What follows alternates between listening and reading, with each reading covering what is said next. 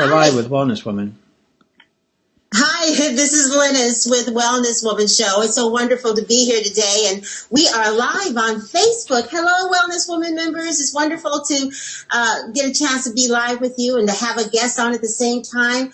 And hello to all of our listeners on iHeartRadio, iTunes, and wherever other places we may be. Thank you so much for tuning in today. YouTube, and most importantly, New Earth Television. Thank you so much for putting us on the air and helping me and others that are on this show to carry the message of wellness for women over 40. Yeah. Today I really wanted to focus on some of the things that happen to us in the course of our lives and how we are able to move forward. I wish I could say that all of us, by the time we get 40, 50, and 60, have experienced no tragedies, no problems, no issues, no concerns.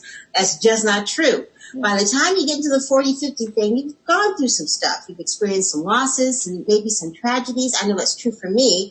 And it certainly is true for our guest, Reverend Tam Denyse. She has an amazing story to share with us. She is the author of The Power of Hope, Reclaiming Life After Tragedy. And I'm not going to tell her story. I'm going to let her tell you the story. Tammy, thank you so much for being with us on the Wellness Woman Show. It's wonderful to have you here today. Oh, thank you so much, Lynnis, for having me. It is a delight always to share space with you and to help serve your community. Well, thank you. And it's wonderful to be able to see you face to face. You're so beautiful. Ditto. Thank you. So, first of all, tell us a little bit about you and how you came to write this wonderful book, which is a #1 best-selling book on Amazon, international best-selling book. That's right. Well, so a little bit about me. Let's see. I'm just a country girl from Indianapolis, Indiana. That's where I was born and raised, and I have a lot of siblings. I have 7 brothers and 1 amazing sister. And I have been in California for almost 30 years now. I have a almost 32-year-old daughter. I have a 27-year-old son and a 21-year-old son. Yes. And so now tell us of how you came to write this book. What was it that made you decide to write a book about hope? So, Lynnis, that is such a packed question, and I think I answer it differently every time I interview because there is so much in the why I wrote this book. I should say so much in the circumstances around writing this book. The why I wrote this book is because as in my role as a leader, as a pastor, as a community leader, and so on, I encounter so many women who face tragedy and are living and suffering in silence. Mm-hmm. And that just breaks my heart when I hear the stories of women who have had, a situation in their life that they can't bounce back from. But more than them not being able to bounce back from it, because of the situation, it's the shame that they carry along with them, with the situation, and them just not knowing how to get back up. Mm-hmm. Yeah. It is difficult after a tragedy in many cases, or in some cases what happens is we get back up right away and we never go through a healing process. We never really allow ourselves to go through a healing process. Right. I know that's what happened with me. When I lost my mother tragically, I just kept right on going. And it wasn't until years later that as a result of, sitting back and not really allowing myself to grieve, I developed an anxiety disorder. So it comes out one way or another. Exactly. But tell us about your story, because I know that you went through quite a few negative occurrences in a row within a short period of time. Yeah, so the circumstances around the book start actually with the loss of my sister. And, we just passed the 5-year anniversary just a few days ago. So I was dealing with some triggers myself. But she passed on April 28th, 2013. She was my sister. She was my best friend. She was my business partner. She was my confidant. You know how sisters are. And she had an illness, so she had cancer. She had bladder cancer. So we were dealing with it. It was kind of expected. So, you kind of deal with that loss. That was in April of 2013. In September of 2013, I had a major back surgery. I had a spinal fusion. I was left in a body cast and bedridden for 4 months. Wow. I couldn't do anything on my own, Lynnis. I couldn't go to the little girl's room. I couldn't shower on my own. I couldn't prepare any meals because I had this big cast, that was right for me. Someone had to put it on and take it off. It was crazy. So that happened in September. While I was in rehab for my back, learning to walk again, I hit the call that I had dreaded my entire life. My father and I had a tumultuous relationship where it was on again and off again type thing. And we were in an off again season, and I hadn't spoken to him probably in about 4 years. But my entire life, Lynnis, I had always feared that my father would die and I wouldn't know that he was dead. What a terrible thing to carry, around with you. So when I was in rehab, I received the call that he had actually just died. And the response that I had to that shocked me, shocked the therapist, shocked the chaplain.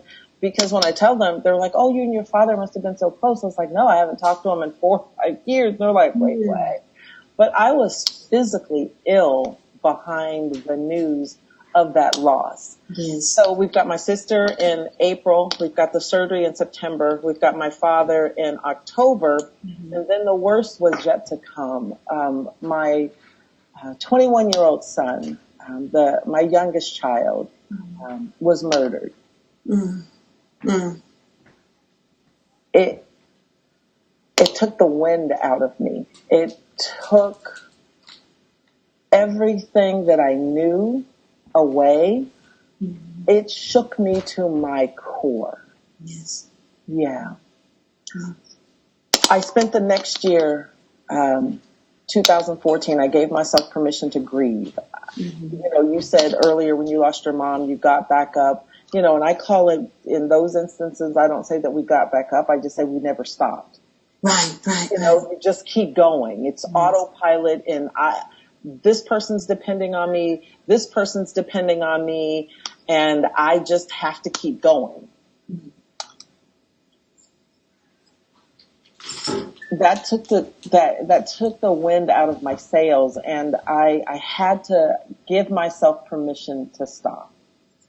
And I grieved heavily all of 2014. That's when you go through something like that, you sometimes wonder if you're going to make it, how you're going to be able to push it through. I know that I had pockets of time when I was operating an automatic.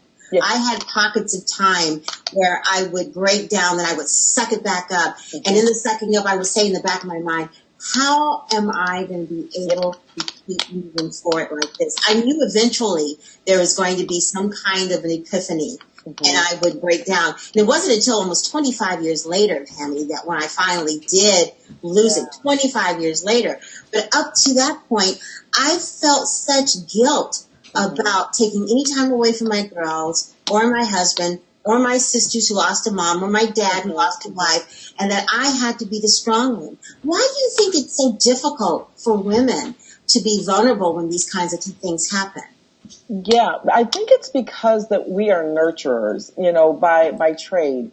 And it's almost, that saying that the sins of our fathers, it's kind of I won't call it the sins, but the teachings of our mothers.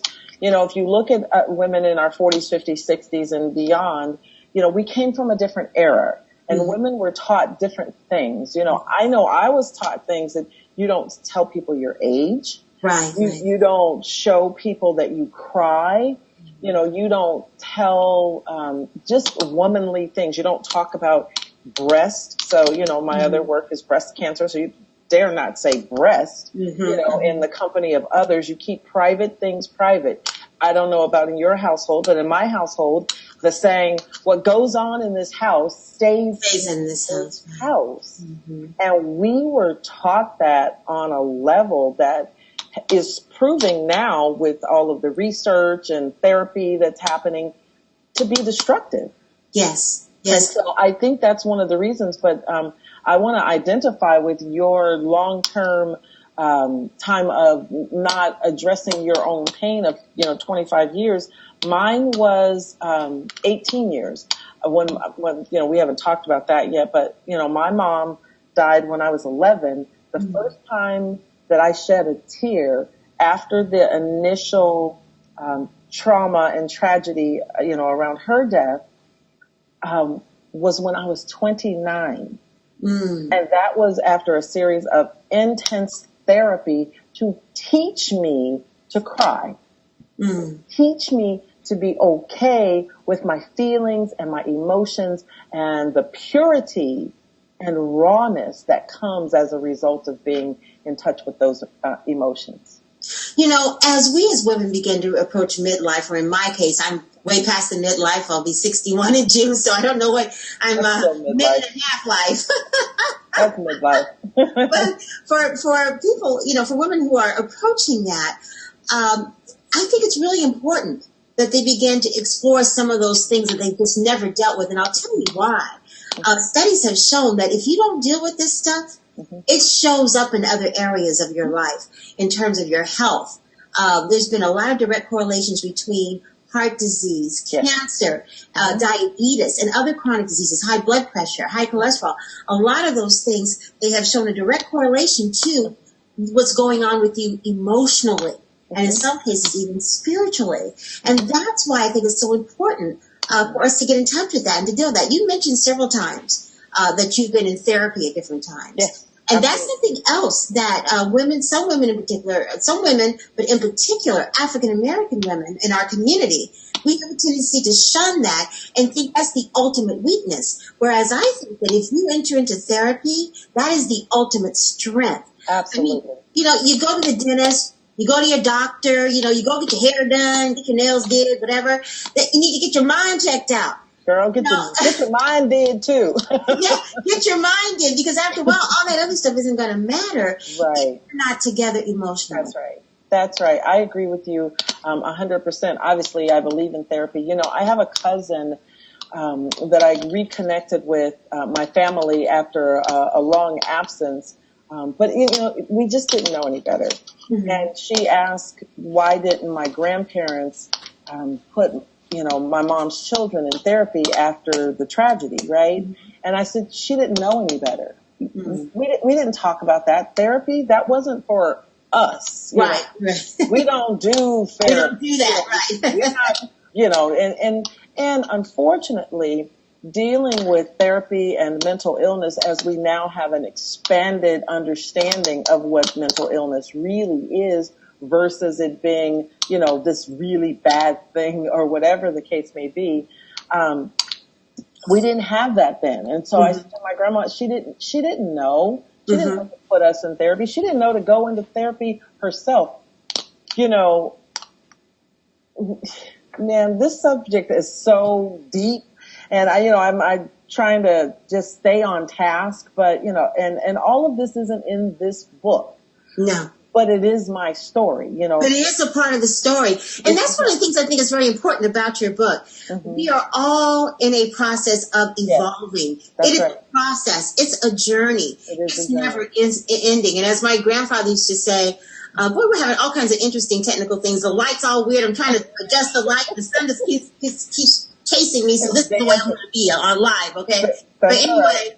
it's just your glow illuminating. So you can just let it go. Glow. Okay. It's just happening. Just rock with it. You're good. But my grandfather used to say that we are always in a state of becoming. Yes. And once we have become, we came. We're gone. Right. We transcended on to another part, another universe, another heaven, whatever you want to call it. Exactly. And I think that we have to realize that part of our journey is going to include some pain. Yeah, and that's okay. Absolutely, and it's interesting that you say that, because just before we came on, I was reading my international number one. The power of And this is the part that I read just before we came on. It says, As I continue my quest to fulfill the power of hope, I find myself in a new space. I like to call it my place of becoming. Today, I am becoming. I am reinventing and reacquiring myself. I am learning who I want to be and how I am going to show up as the best version of Tam Denyse I can be now. I love that. A couple of things. The first thing is, it's so important for us to stay present. Yes. I find that when we start obsessing about what's going to be happening in the future, or stop worrying about what happened in the past, what we can't change, we lose our perspective in terms of what's happening right now. And we lose so many messages that I feel that God can send us to help us get through whatever we're going through. Because we're so preoccupied with other stuff. Absolutely. In your book, because I know you talk about the power of hope, what is it about hope in particular that kind of brought you through your particular journey? Yes. And so hope, the word hope itself, in the dictionary, it kind of has a negative meaning to it. And I saw this, I'm always researching hope. Every time I find something around hope, I'm expanding my personal definition of hope. So, just in case somebody's out there and said, I wrote that in a blog post, you may have. And I'm going to use it now. Right. It inspired me to further develop my definition of hope.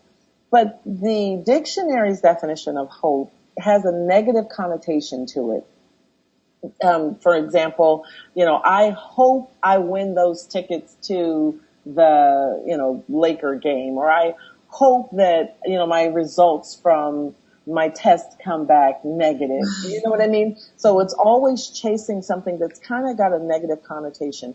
My definition of hope actually comes from the biblical meaning and understanding. So my definition of hope is rooted in the resurrection of Jesus Christ and the new life that comes as a result of the resurection. Yes. That part's mine. That's not the blogger. Okay. Just being clear. But it is. That is where my hope rests. And so I have always believed, because, you've read my book and you know that my journey began when I was a young kid, witnessing the murder of my mom at age 11. I had to find something to sustain me. Mm-hmm. Knowing that God loved me and knowing that God lived on the inside of me. Yes. And knowing that I would see my mom again in the resurrection, and then understanding resurrection is where my hope stems from. The funny thing is, for an entire year, it took me a year to write this book. For an entire year, the title was Resurrecting Hope. 1 week before I launched it, God told me that the title was changed. God said to me, because of my continuing development and healing process, God told me that the resurrection part was for you, Tam Denyse, but the power is for the people. The power is when the people see you in this new light after having not only seen you over the past 4+ years after losing, my child, but some of them actually walking with me and journeying with me. I have a woman who tells me, I get up every day because I know Tam Denyse gets up. Wow. Lynnis, I have to get up. I have to understand the power behind the hope that lives in the resurrection, so that I can get up, so that she can get up, so that she can get up, so that he can get up, so that this entire evolving, revolving circle continues to rotate. It's interesting because you've heard that saying, of course, it takes a village to raise a child. Yep. I believe when it comes to the family of man, especially with women, it takes a village of women to be able to encourage, mentor, to pull each other up, to help guide each other through some of these tragedies. Absolutely. And one of the things I feel that happens with women as we age sometimes is we have a tendency to want to self-select out, Tammy. We're getting older, don't feel like doing as much, sitting at home, reading, eating popcorn, watching, Netflix, whatever, and not engaging with our communities. Yes. And one of the things that is a mistake that you could make is self-selecting out and not staying engaged, because you never know how you're being engaged in a community event or activity or in a group or whatever or in your case, writing a book could really help others. Yes. Because we have different backgrounds, but we're all on the same journey. We're all on the same journey. Yeah. We might have different destinations, but it's that same kind of journey of stopping along the way, getting tools to help us maneuver that journey, learning as we're going, stopping when we get tired, getting energized. But along that path, there are other women right there with us. Yeah. And that's what I love about your book, because there are so many women who will find bits and pieces of this book and say, that was me. That's exactly how I felt. Oh, Lynnis, that is such my prayer. I fought through the completion of this book, and I didn't finish it on my own. There was a village behind me, holding me, pushing me, pulling me, loving me to the finish line with this book, because it's dealing with a lot of pain and a lot of trauma and a lot of triggers. PTSD is real. I am much better in it today, of course, than I was a year ago, 2 years ago, 3 years ago, and so on and so forth, but it's still real. Every time I hear about the murder of a young boy or girl, especially a black boy or girl, boom. Yeah, right there. It's right there. And I have to fight to not be sucked in. So when you speak about self-selecting out, I think that a few things happen with us, and especially with black women. We don't want to self-select out. We just don't have the tools and or the resources to keep us engaged. I think we're tired because, I say this frequently. We're tired of bringing home the bacon. No, we're tired of going to the grocery store to go put the bacon in the cart, to take it out of the cart, to put it on the conveyor belt, to put it back in the cart, to put it in the car, to take it out of the car before you even get it to the pan. Right. We are tired. We are tired. And by the time we get to middle age, and yes, ma'am, you are still middle age because, 60 is the new 50, blah, blah, blah.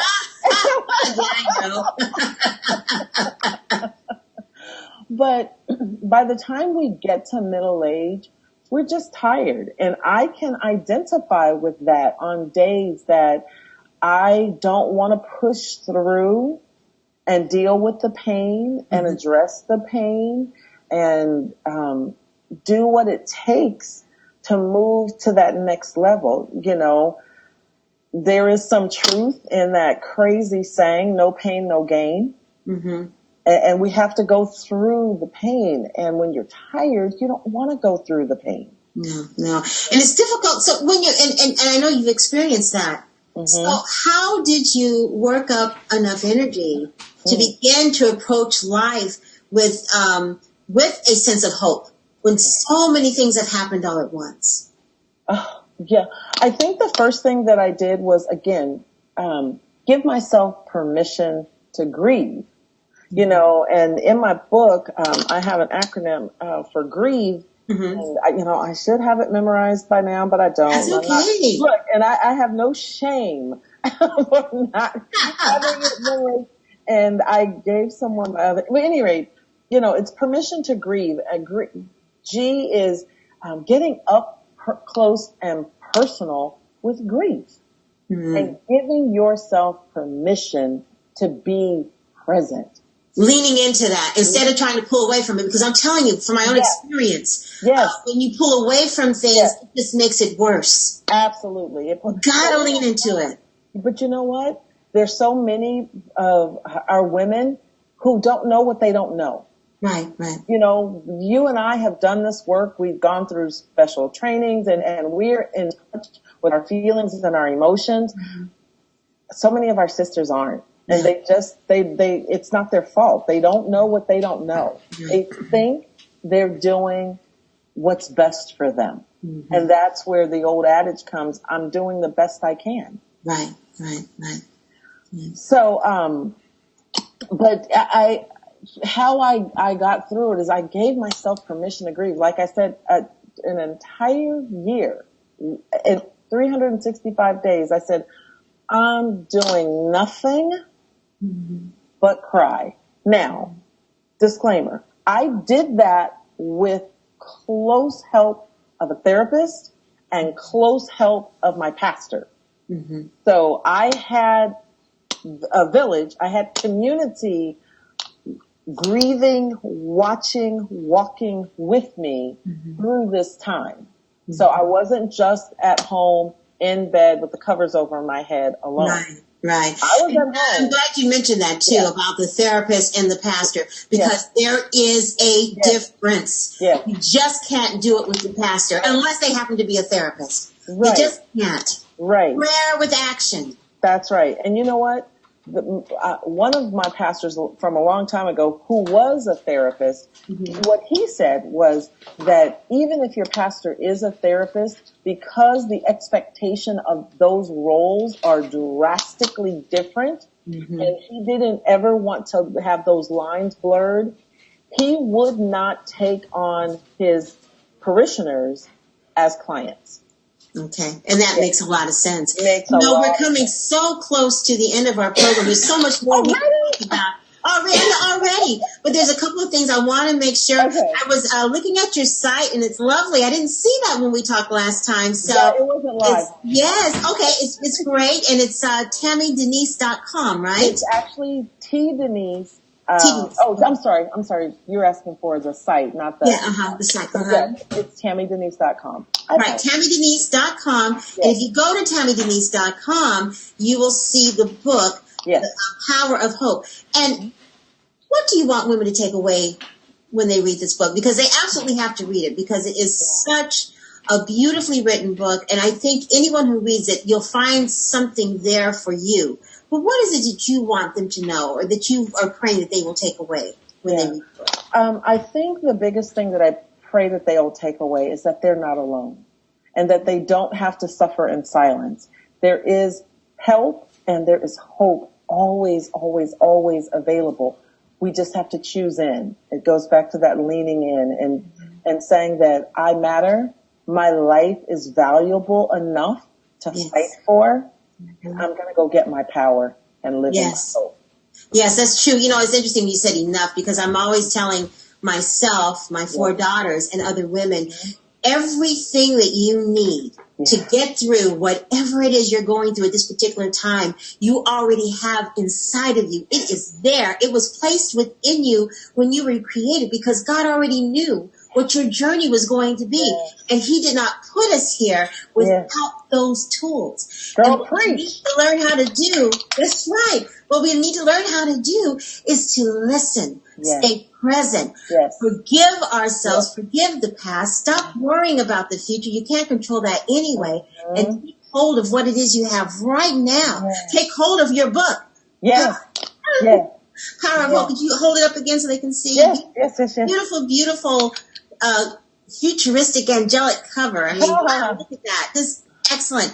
The Power of Hope, Reclaiming Your Life After Tragedy by Tammy Denyse. I mean, it's always so wonderful. I'm so glad that I saw your announcement and called to be on the shows and all of that. Thank you so much. Thank you, Lynnis. This was great. Thank you so much. You're quite welcome. And thank you, everyone, in Cyberland. It's wonderful that you had a chance to spend some time with us. Hello, Facebook ladies. Thanks so much. We'll see you again next time. Bye-bye.